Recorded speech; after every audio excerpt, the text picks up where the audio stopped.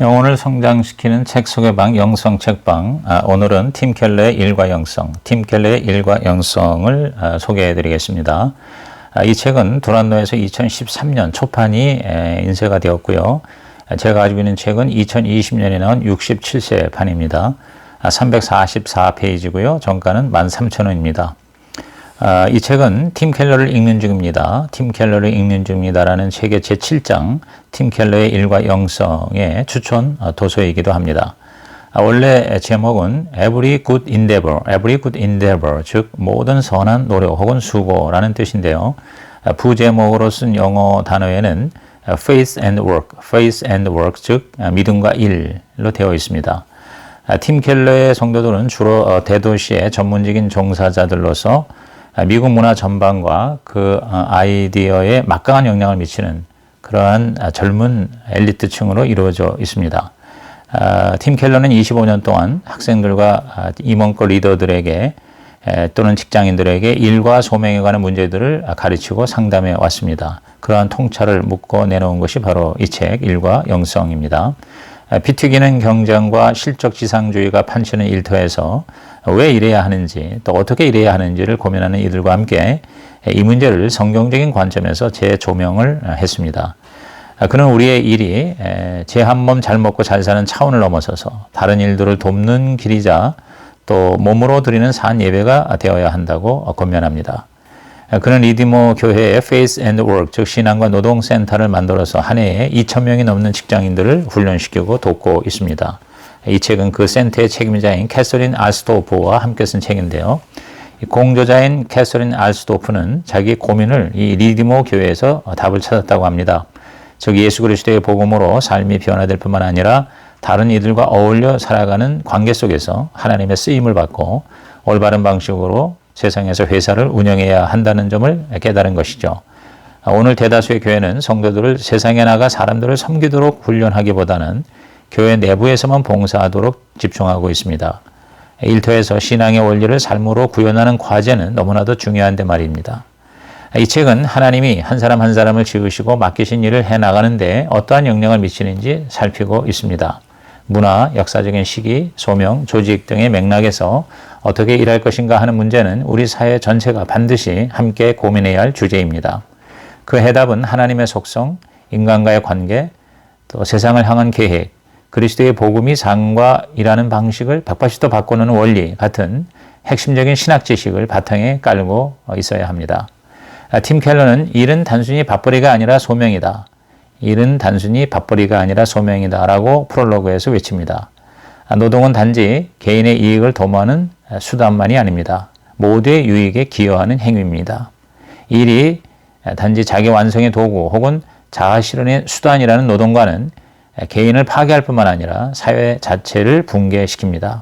지금은 그 어느 때보다도 신앙과 일의 통합이 필요합니다. 우리가 일을 하는 순간 하나님의 손가락, 즉 하나님의 사랑을 주위에 전하는 것이 됩니다. 일터에서 신실하게 살려고 애쓰는 크리스찬이라면 24페이지, 5페이지에 나와 있는 다채로운 견해에 동의하게 될 것입니다. 한번 읽어보겠습니다. 세상에서 정의를 세워가는 것이 일터에서 하나님을 섬기는 방법이다. 개인적으로 정직하게 살며 동료들에게 복음을 전하는 것이 일터에서 하나님을 섬기는 방법이다. 더도 덜도 말고 능숙한 솜씨로 탁월하게 일하는 것이 일터에서 하나님을 섬기는 방법이다. 본보기가 될 만큼 멋지고 아름다운 결과를 내는 것이 일터에서 하나님을 섬기는 방법이다. 하나님께 영광을 돌리겠다는 크리스찬다운 의도를 가지고 문화 속에 뛰어들어 영향을 미치며 그 목표를 이루기 위해 최선 다하는 것이 일터에서 하나님을 섬기는 방법이다. 어떤 일을 만나든지 감사하고 기뻐하며 복음으로 변화된 마음을 품고 온갖 우여곡절을 헤쳐가는 것이 일터에서 하나님을 섬기는 방법이다. 더할 나위 없이 큰 기쁨과 열정을 선사하는 일을 하는 것이 일터에서 하나님을 섬기는 방법이다. 최대한 수입을 올려서 그 돈으로 넉넉히 베푸는 것이 일터에서 하나님을 섬기는 방법이다. 이 생의 선한 수고에는 반드시 선물이 있습니다.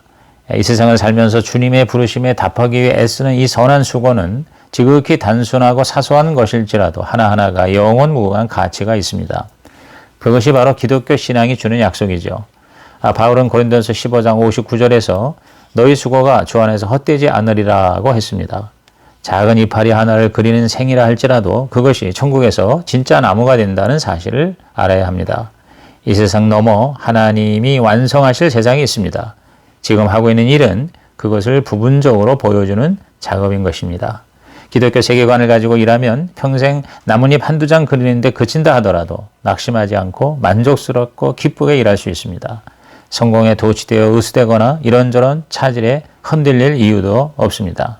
이 책은 일에 대한 3가지 질문에 대해서 성경적인 답을 찾는 여정입니다. 첫째, 왜 일하고 싶어 하는가? 즉 만족스러운 삶을 사는데 일이 꼭 필요한 까닭은 무엇인가? 둘째 질문, 왜 그토록 일하기가 어려운가? 즉 어째서 열매가 없고 무의미하고 까다롭게 일수인가?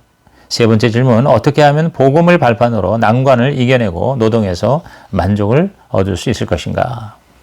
그래서 제1부는 일, 하나님의 황홀한 설계다. 그래서 1장은 일과 쉼의 균형이 필요하다. 행복하고 싶다면 주님처럼 일하고 주님처럼 쉬라.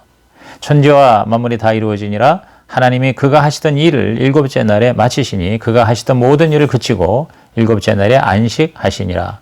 하나님이 그 7째 날을 복되게 하사 거룩하게 하셨으니 이는 하나님이 그 창조하시며 만드시던 모든 일을 마치시고 그날에 안식하셨음이니라. 여호와 하나님이 그 사람을 이끌어 에덴 동산에 두어 그것을 경작하며 지키게 하시고. 창세기 2장 1절에서 3절 그리고 15절의 말씀입니다. 성경의 시작은 일에 관한 기록입니다. 창세기 저자는 천지를 창조하신 하나님의 사역을 일로 묘사합니다. 태초에 하나님은 일하셨습니다. 하나님은 순전한 기쁨을 얻기 위해 일하셨습니다. 하나님이 일하시고 지으신 것을 보시고 심히 좋아하셨죠. 만물을 창조하신 하나님은 피조물을 돌보시는 일을 계속하십니다. 하나님은 창조자일 뿐 아니라 공급자이신 겁니다. 그런데 하나님은 인간을 통해서 일을 하십니다. 그것이 바로 우리가 일을 하는 이유인 것이죠. 하나님의 뜻은 우리가 일과 쉼을 지속적으로 반복하며 살아가는 것입니다. 노동은 하나님의 정원에 존재했던 축복의 일부입니다. 그래서 인간은 의미 있는 일을 해야 건강하고 행복할 수가 있습니다. 일하는 인간으로 창조되었기에 인간은 일거리를 잃으면 불안하고 불행합니다. 일은 단지 먹고 살기 위해 자기 자신을 위해 하는 것이라기보다 자아를 발견하고 남들에게 유익한 존재가 되게 하는 길입니다. 그런 점에서 우리는 살기 위해 일한다기보다 일하기 위해 사는 것입니다. 일은 자신을 하나님께 드리는 수단이 되어야 하는 것입니다. 일은 자유로 이끄는 초대입니다. 자유는 구속이 없는 상태라기보다 올바른 한계 속에서 살아가는 것입니다. 하나님의 명령은 이 자유를 보장하는 도구들입니다. 인생은 하나님의 계명, 즉 주인의 매뉴얼에 따라 살 때에 제대로 작동되도록 지음을 받았습니다.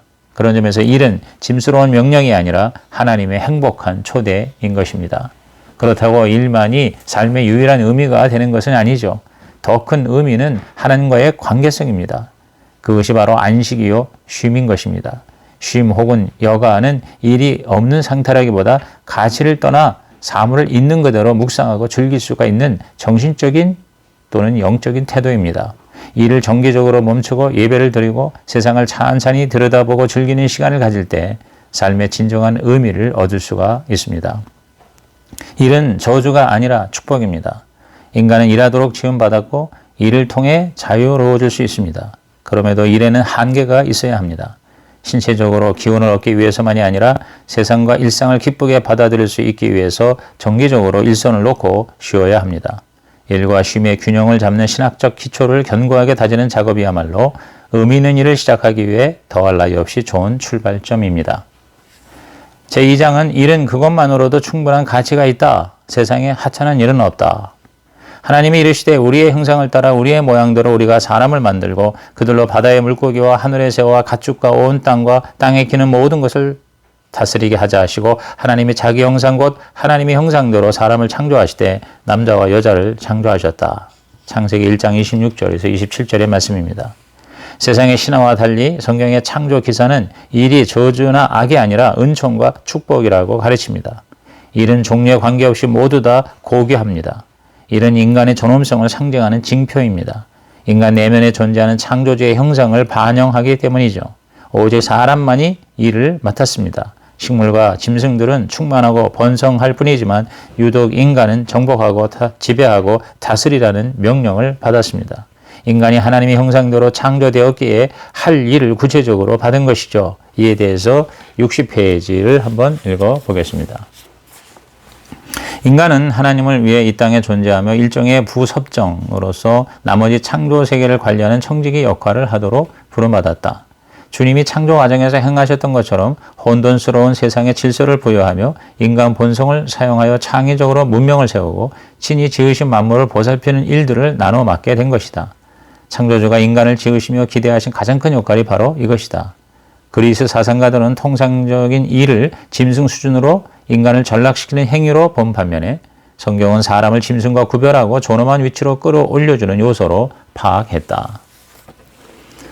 일은 하나님이 친히 행하셨고 인간이 주님을 대신해서 하는 행위이기에 존엄성을 가집니다. 일 자체가 존엄할 뿐만 아니라 모든 종류의 일이 고귀합니다. 육체적 단순 노동이나 정신적인 연구활동이나 다 하나님의 일입니다. 일은 사람을 존엄하게 만듭니다. 하나님은 육신적인 삶에 깊은 관심을 가지십니다. 창조 원리, 성육신, 부활의 사건 등이 그것을 확실하게 증명하고 있습니다. 물질과 영혼이 영원토록 통합된 상태로 함께 사는 꿈을 제시하는 종교는 오로지 기독교뿐입니다.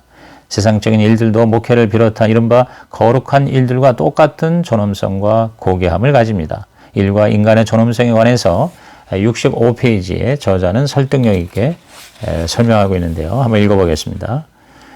인간은 노동을 하도록 지음받았으며 지위나 급여 상관없이 일은 인류에게 존엄성을 부여한다. 이러한 사실이 미치는 실질적인 영향은 끝을 알 수 없을 만큼 광대하다. 이 원리를 제대로 깨닫고 나면 은사와 열정을 쫓아 자유롭게 직업을 선택할 수 있다. 경제 상황이 악화되고 일자리가 줄어들어도 더 많은 기회에 대해서 긍정적일 수가 있다. 체면과 우월감이 사라지게 된다. 질투나 상대적 박탈감도 사라진다. 크리스찬이라면 누구나 자신이 하는 일을 통해 하나님의 창조와 개척 사역에 동참하고 있다는 확신과 만족을 누릴 수 있어야 한다. 그러자면 문화에 대한 성경의 가르침으로 돌아갈 필요가 있다.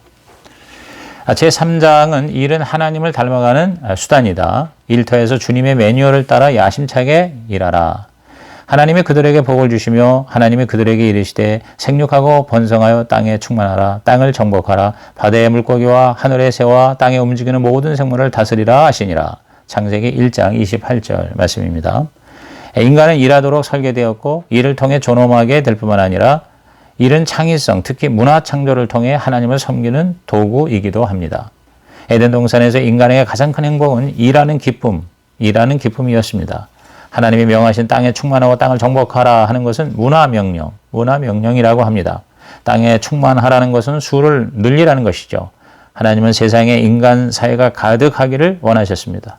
땅을 정복하라는 것은 폭력을 행사하라는 것이 아니라 하나님의 형상을 가진 존재로서 청직이나 대리인 역할을 하라는 의미입니다. 하나님은 세상을 일의 무대로 만드셨습니다. 우리는 하나님의 사역 패턴을 따라서 일해야 합니다. 우리는 하나님처럼 능동적인 자세로 업무에 임하는 정원사가 되어야 합니다. 하나님이 지으신 원재료를 가지고 세상을 널리 이롭게 하는, 특히 인류가 번성하고 윤택해지는 방식으로 재배열을 하는 것입니다. 하나님처럼 혼돈을 정리해서 질서를 잡고 창조적인 잠재력을 끌어내며 시간과 장소를 초월해서 창조 세계를 펼쳐 보일 때마다 하나님의 창의적 문화 개발 패턴을 따르는 것입니다. 하나님이 창조하신 것처럼 인간도 창조의 일을 통해 세상을 정복하는 것이죠. 원재료를 가져다 주시고 함께 만들고 키워내는 특권을 베푸시는 하나님을 의식한다면 우리는 무슨 일을 하든지 메마르지 않은 창의성을 가지고 일할 수가 있습니다. 인간은 이를 통해 혼돈의 질서를 부여하고 새로운 사물을 만들어내고 창조 패턴을 활용하며 공동체를 조직합니다. 따라서 무슨 종류의 일을 하든 일은 세상의 기본 구조를 더 발전시키거나 유지하거나 고치는 기능을 합니다. 인간의 노동은 그런 식으로 하나님의 사역과 연결됩니다. 제4장 일은 목적이 있는 소명이다. 자신만을 위하지 말고 하나님과 세상을 위해 땀방울을 흘리라. 고린도전서 7장 17절 오직 주께서 각 사람에게 나눠주신 대로 하나님의 각 사람을 부르신 그대로 행하라. 내가 모든 교회에서 이와 같이 명하노라. 구약뿐만 아니라 신약 특히 바울 서신은 하나님이 어떻게 세상을 섬기라는 부르심을 통해 일의 목적을 분명히 하시는지를 깨닫게 합니다. 바울은 개인이나 공동체나 그 부르신 그대로 행하라고 하였습니다. 하나님은 우리를 부르실 때 사명과 함께 은사를 주십니다. 사명과 은사. 하나님은 크리스찬들을 준비시켜서 그리스도의 몸을 세우게 하시는 것처럼 거룩한 백성들 모두에게 갖가지 탈란트와 은사를 주셔서 인류 공동체를 건설하는 목표를 이루게 하셨습니다. 일에 담긴 소명이나 부르심은 개인의 자아 실현이나 권력욕이나 이익을 도모하는 수단이 아니라 모두의 유익에 기여하는 행위가 되어야 합니다. 우리는 은사와 열정을 최대한 활용해서 주님과 세상을 섬기는 것에 초점을 맞춰야 합니다. 이에 대해서 우리 83페이지 잘 표현했는데 한번 읽어보겠습니다. 크리스천이라면 세상에서 자신이 하는 일의 목적에 대해서 이처럼 혁신적인 통찰을 가져야 한다. 하나님이 불러서 과업을 맡기셨다는 사실 자체가 힘을 주므로 자아를 실현하고 권력을 얻을 속셈으로 직업을 선택하거나 일을 대해서는 안 된다. 도리어 이를 하나님과 이웃을 섬기는 도구로 보아야 하며 그 목적에 따라 직장을 선택하고 업무에 임할 필요가 있다. 직업을 선택하기에 앞서 던져야 할 질문은 무엇을 해야 돈을 많이 벌고 출세할 수 있을까가 아니라 지금 가진 능력과 기회를 가지고 어떻게 하면 하나님의 뜻과 이웃의 요구를 늘 의식하면서 최대한 다른 이들을 섬길 수 있을까이어야 한다. 일을 할 때 자기 욕심에 초점을 맞추면 일보다 자신을 앞세우게 됩니다. 왕성한 의욕은 과욕으로 변하고 강력한 추진력은 탈진으로 이어지며 자족하는 마음은 자기 혐오의 감정이 되고 맙니다. 그러나 일의 목적을 자신을 넘어선 무언가를 섬기고 높이는 데 둔다면 탈란트와 포부, 직업적인 열정을 효율적으로 사용할 더 확고한 이유가 생기게 마련이며 세상적인 기준에서도 장기적인 성공을 거둘 수가 있을 것입니다. 이런 관점에서 세상의 모든 일은 아무리 작은 것이라도 하나님의 자녀를 돌보시는 하나님의 도구입니다. 크리스찬이라면 누구나 진정으로 신령한 직분을 가졌으며 직무의 종류가 다르다는 것 말고는 아무런 차이가 없습니다. 이 세상 모든 일은 하나님의 가면입니다. 하나님은 그 가면 뒤에 숨은 채로 사실상 모든 일을 다 하십니다. 인간의 공로가 아닌 것이죠. 루터가 말한 대로 하나님은 소젖 짜는 여자아이의 일을 통해서 친히 우유를 내고 계십니다. 여기서 깨달아야 할 것은 그리스도의 복음이 일의 가치를 새롭게 조명한다는 것입니다. 복음은 일에 기대어 자신을 입증하고 정체성을 지키라는 압력에서 해방시켜줍니다. 이미 인정받고 안전해졌으므로 달리 애쓸 이유가 없기 때문입니다. 일은 하나님과 이웃을 사랑하는 수단일 뿐입니다. 비록 세속적으로 보일지라도 우리의 일은 하나님을 향한 예배이며 주님을 기쁘시게 하는 순종입니다. 남들이 애쓰고 수고해서 얻으려는 것들, 즉 구원, 자부심, 선한 양심, 평안 등을 크리스찬들은 이미 그리스도 안에서 소유하고 있으므로 이제는 그저 하나님과 이웃을 사랑하기 위해서 일하면 되는 것입니다. 이런 관점에서 모든 일은 이웃을 사랑하고 섬김으로써 하나님께 영광을 돌리는 목적을 가집니다. 단순히 먹고 사는 돈벌이 수단이 아닙니다. 주차 위반 딱지를 끊든 빵을 만들든 책을 쓰든 제 일을 열심히 하는 것만큼 이웃을 사랑하기에 좋은 방법은 없습니다. 다만 노력하고 능숙하게 하는 것이 중요하죠. 하나님의 창조 사역의 연장으로서의 우리의 일을 떠받치는 기반은 능숙함이 되어야 합니다. 능숙함은 가장 기초가 되는 자질입니다. 능숙한 솜씨는 곧 사랑의 표현입니다. 모든 일을 통해 하나님의 영광이 환하게 빛나도록 해야 합니다. 하루하루 하는 일은 무엇이 됐든지 간에 결국 친히 부르시고 준비시켜 주신 하나님을 예배하고 사랑하고 섬기는 행위입니다. 일을 할 때 우리는 이렇게 기도해야 합니다. 주님, 선한 수고를 아끼지 않는 저를 두루 도우시며 힘을 주옵소서. 이제 제2부 일 끝없이 추락하다. 제5장은 아무리 일해도 열매가 없다. 밤낮 없이 매달려도 입에 풀칠하기조차 버겁다. 창세기 3장 16절에서 19절에 보면 또 여자에게 이르시되 내가 네게 임신하는 고통을 크게 더하리니 내가 수고하고 자식을 낳을 것이며 너는 남편을 원하고 남편은 너를 다스릴 것이니라 하시고 아담에게 이르시되 내가 내 아내의 말을 듣고 내가 네게 먹지 말라는 나무의 열매를 먹었은즉 땅은 너로 말미암아 저주를 받고 너는 내 평생에 수고하여야 그 소산을 먹으리라. 땅이 네게 가시덤불과 엉겅퀴를 낼 것이라. 내가 먹을 것은 밭의 채소인즉 내가 흙으로 돌아갈 때까지 얼굴에 땀을 흘려야 먹을 것을 먹으리니 내가 그것에서 취함을 입었음이라. 너는 흙이니 흙으로 돌아갈 것이니라 하시니라. 일에 대한 성경적 관점은 매우 긍정적입니다. 그러나 현실은 깨어지고 망가진 세상입니다. 그 원인은 인간의 죄입니다. 인간의 타락은 두고두고 재앙이 되어 인간의 일도 저주의 모습과 같게 되었습니다. 죄는 인간의 삶 전체에 배어들어 있습니다. 인간은 스스로 불안해하고 타인에 대해 불신과 두려움을 가집니다. 불신과 두려움이 지배하는 관계는 대립과 분노를 가지게 합니다. 그 결과 사랑과 일이라는 인생의 두 가지 커다란 책무를 다하는 것이 그렇게 힘들 수가 없게 되었습니다. 아무리 땀 흘리고 일해도 가시덤불과 엉겅퀴가 있습니다. 죽도록 일해도 손에 들어오는 게 없기 일쑤고 설령 열매가 있다 손 치더라도 고통스럽고 더러는 목숨을 앗아가기도 합니다. 일 자체는 저주가 아니지만 죄의 저주 아래 놓인 인생의 일부가 되고 만 것입니다. 가장 큰 저주는 열매를 맺지 못하는 것입니다. 대다수 일생을 투자해도 목표 근처에 도달하는 자는 극소수에 불과합니다. 교회를 위한 목회도 마찬가지입니다. 팀 켈러는 자신의 목회 일에 대한 솔직한 실상에 대해서 113페이지에 이렇게 고백하듯 기록하고 있습니다. 한번 읽어보겠습니다. 개인적으로 종종 내게 딱 들어맞는 그래서 세상에서 가장 신나는 일을 한다고 생각한다. 하고 싶은 일을 하고 있다는 뜻이다. 줄곧 꿈꿔왔던 일들이 우리 교회를 통해 열매를 맺어가는 게 보인다. 그럼에도 불구하고 엄청난 가시덤불과 엉겅퀴를 경험하고 있는 것 또한 부인할 수 없는 사실이다. 언젠가는 갑상선 암에 걸린 게 밝혀져서 지극히 기본적인 부분을 제외하고는 사역 전체를 보류해야 했다.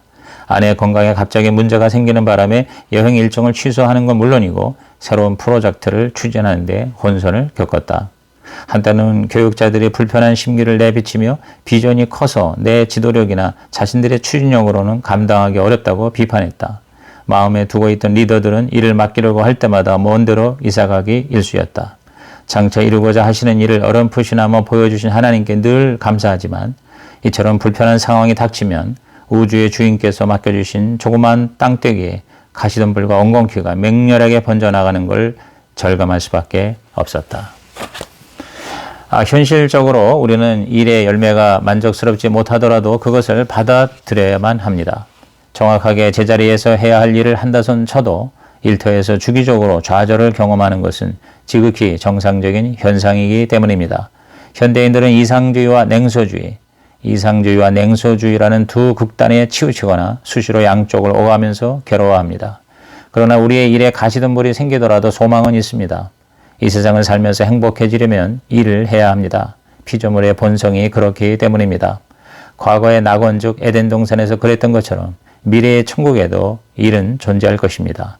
하늘나라에서는 누구라도 다른 이들의 삶에 유익을 끼치며 무한한 기쁨과 만족을 얻을 것입니다.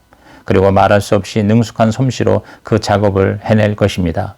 크리스찬들은 하나님의 구원 역사에서 소망과 위로를 찾고 온몸을 던져 일하며 열매를 구할 때마다 가시덤불이 자라는 이 땅의 현실에 무릎 꿇지 않을 힘을 얻습니다.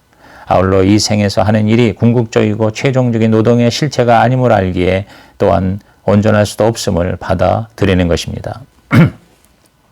6장은 일의 의미를 깨닫지 못하다 그저 성공의 쳇바퀴를 따라 무작정 달리기만 한다. 전도서 2장 17절 이러므로 내가 사는 것을 미워하였노니 이는 해 아래에서 하는 일이 내게 괴로움이요 모두 다 헛되어 바람을 잡으려는 것이기 때문이로다. 타락한 세상에서 하는 일은 열매를 거두지 못하기 일쑤일 뿐만 아니라 의미를 찾지 못하는 경우도 흔합니다. 구약 전도서를 보면 삶의 의미와 가치를 찾고 세상이 엉망으로 돌아가는 이유와 그 해결책을 찾기 위해 애쓰는 인간의 모습이 잘 나타나 있습니다. 전도서는 은혜로우신 하나님을 추상적으로 믿는 데 그치지 않고 실존적으로 의지하는 자세야말로 흔들림 없고 목적이 분명한 인생의 전제 조건이라고 소리 높여 외칩니다. 다시 말해서 인생의 공허함을 뛰어넘는 하나님의 초월적 독특성을 강조합니다. 전도서의 철학자는 최고의 성공자일지라도 영원히 값어치가 변하지 않는 열매는 애당초 존재하지 않게 모두 헛수고라고 단언합니다. 참으로 기가 막힐 노릇입니다. 한마디로 말해 일을 해서 큰 성공을 거둬도 해 아래에서 사는 한 궁극적으로는 무의미하기 짝이 없다는 것이죠. 모든 일은 영속적이지 않아서 미래의 소망을 차단하고 그렇기 때문에 의미가 없다는 것입니다.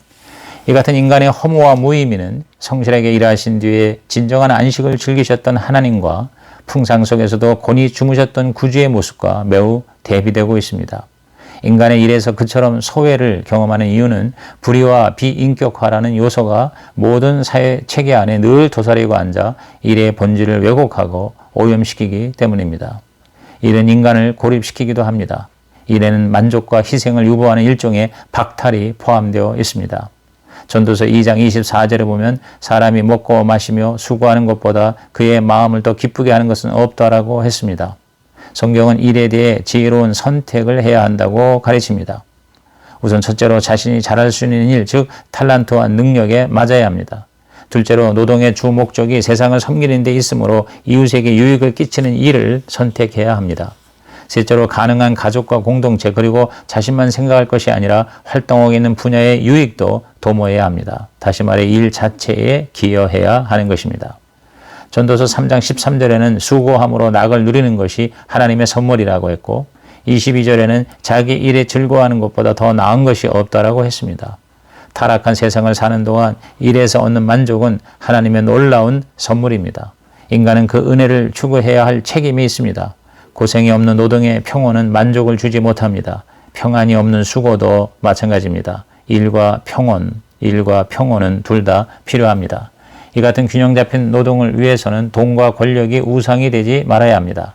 아울러 돈을 덜 버는 한이 있더라도 관계를 정상적으로 유지해야 합니다.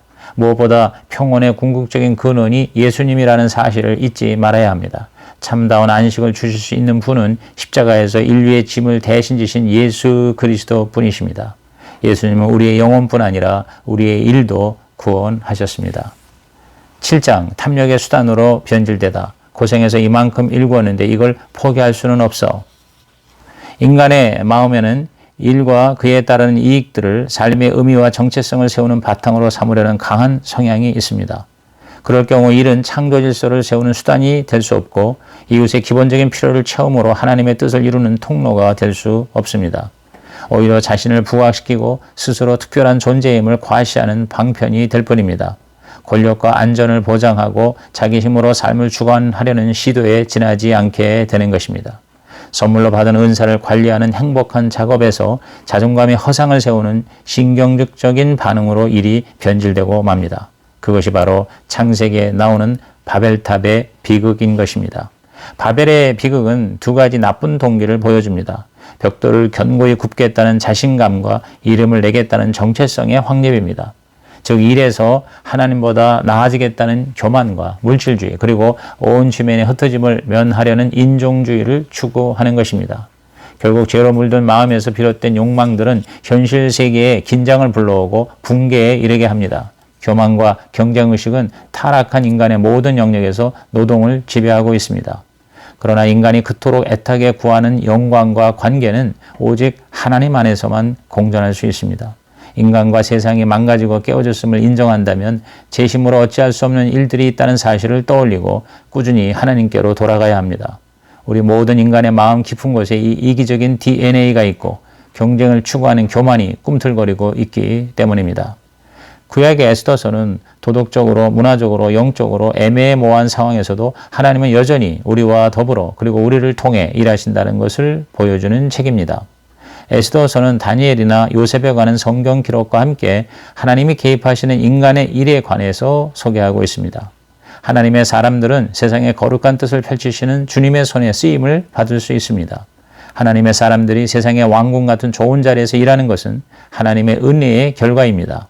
그리고 그러한 하나님의 은혜는 다른 사람들을 섬기는 목적을 이루기 위해 주어지는 것입니다. 신약의 예수님은 구약의 에스더가 왕궁의 높은 자리를 이용하여 자기 백성을 구원한 것처럼 영원한 궁전에서 한없는 아름다움과 영광에 둘러싸여 사셨지만 그 모두를 버려둔 채 자원해서 세상에 오신 하나님의 아들입니다. 그리스도는 에스더처럼 모든 인류를 위해 왕과 연결시켜 주신 진정하고 영원한 중재자이십니다. 누구든지 예수님을 믿으면 주님이 먼저 누리신 은총을 덧입을 수가 있기 때문입니다. 에스더를 통해 그리스도를 만나고 에스더처럼 그리스도처럼 일하면서 살 수 있다는 이 희망에 대해서 저자는 158페이지에 이렇게 말하고 있습니다. 한번 읽어보겠습니다. 에스더를 단순한 본보기가 아니라 그리스도를 가리키는 화살표로 본다면, 그리고 예수님을 표본이 되는 스승이 아니라 한 사람 한 사람을 위해 개인적으로 그런 일을 행하신 구세주로 인식한다면 저마다 자신이 주께 얼마나 소중한 존재인지 알게 될 것이다. 이러한 사실들을 깊이 묵상하면 정체성이 달라진다. 스스로 억만금을 주고도 살 수 없는 참다운 가치를 지닌 인물임을 확신하기에 이른다. 아이러니하게도 얼마나 큰 사랑을 받고 있는지 깨닫는 순간 일도 훨씬 더 덜 이기적인 성향을 갖게 된다. 영향력, 이력서, 거기서 얻는 이득을 포함해서 일하는 삶과 관련된 온갖 요소들을 있는 그대로 볼 수 있는 힘이 생긴다. 모험을 할 수도 있고 소모해 버릴 수도 있고 통째로 잃어버릴 수도 있다. 그만큼 자유로워진다. 제8장은 일이 인생의 전부가 되다. 인생이 통째로 일에 빨려 들어가 망가지다. 출애굽기 34장 17절에 너는 신상들을 부어 만들지 말지니라. 인간의 모든 일은 얼마든지 우상이 될 수 있습니다. 일 중독은 일종의 우상 숭배입니다. 십계명은 우상 숭배에 대해서 너는 나 외에는 다른 신들을 내게 두지 말라는 제1계명으로 경고하고 있습니다. 우상 숭배란 오직 하나님만이 줄 수 있는 지배권과 안전, 의미와 만족, 아름다움 따위를 제공해 줄 다른 무언가의 형상을 만들고 신앙하는 태도를 말합니다. 좋은 것으로서 궁극적이고 영원한 대상을 삼는 것이죠. 좋은 것을 궁극적이고 영원한 대상으로 삼는다. 다른 어떤 것이 하나님만이 줄 수 있는 것을 제공할 수 있다고 믿고 바라는 행위, 이게 바로 우상 숭배입니다. 인생은 하나님을 주인으로 삼거나 아니면 다른 무엇에게 그 자리를 내주거나 둘 중에 하나입니다. 우상 숭배는 자기 공로로 구원을 얻으려고 애쓰는 것과 동일한 것이죠. 인간은 저마다의 방식으로 거짓 신에게 마음을 주고 있습니다. 온 도시와 모든 사람들의 마음에 우상들이 가득합니다. 문자 그대로 어디에나 우상이 판치고 있습니다. 개인적인 우상들은 노동을 비롯한 인간의 행동을 광범위하게 자극하고 통제하고 다스립니다. 우상에는 개인적인 것과 함께 집합적인 것이 있습니다. 집합적 우상이란 훌륭한 문화 특성을 지나치게 강조하고 절대화하는 것이죠. 역사적으로 서방 세계를 지배했던 세 가지 문화에는 전통, 현대, 포스트 모던, 즉 후기 현대 사회가 있죠. 어느 분야에서 일하든 이들이 뒤섞인 문화적 우상들과 마주치는 것은 피할 수가 없습니다. 전통 문화는 사회적인 안정과 공익을 우상으로 삼고 개인의 이익을 뒷전으로 치는 성향이 있고 그러한 성향은 일의 관행에도 파장을 미쳐왔습니다. 현대 문화는 인간 이성과 과학이라는 가치에 종속되어 있어서 개인의 자유를 절대화하는 경향이 강합니다. 현대 사회는 자율적인 인간의 가치를 지나치게 평가합니다. 그래서 개인주의라는 현대의 우상이 판을 치고 있는 것이죠. 포스트 모던 문화의 우상은 비관적이고 반이상향적인 경향이 강하면서도 자본주의 자체가 수단이 아닌 절대적 신으로 군림하고 있습니다. 그것은 목적 없는 수단이 비즈니스 세계를 장악하고 있음을 말해줍니다. 이를 포함한 피조물의 궁극적인 구원과 회복은 새하늘과 새 땅이 임할 때에 완전해질 수 있습니다. 그럼에도 불구하고 복음은 이 세상에서 영감을 잃지 않고 현실을 직시하며 충족감을 느끼며 신실하게 일하는 힘의 원천이 될 수가 있습니다. 복음은 일과 관련해서 전혀 다른 대안을 제시합니다.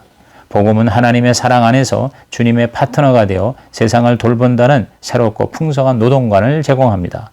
복음은 인간의 마음과 관련한 지혜로운 조언뿐만 아니라 현명한 결정을 내리는 데 필요한 온갖 건강한 지침들을 통해 대단히 새롭고도 민감한 윤리 기준을 선사합니다. 또한 복음은 일을 하는 동기를 180도 바꿔놓을 뿐 아니라 상황이 좋든 나쁘든 늘 함께하는 신선하고 강인한 힘으로 심령을 가득 채워주는 것입니다. 이상 팀 켈러의 일과 영성 제1편의 정리를 마치겠습니다.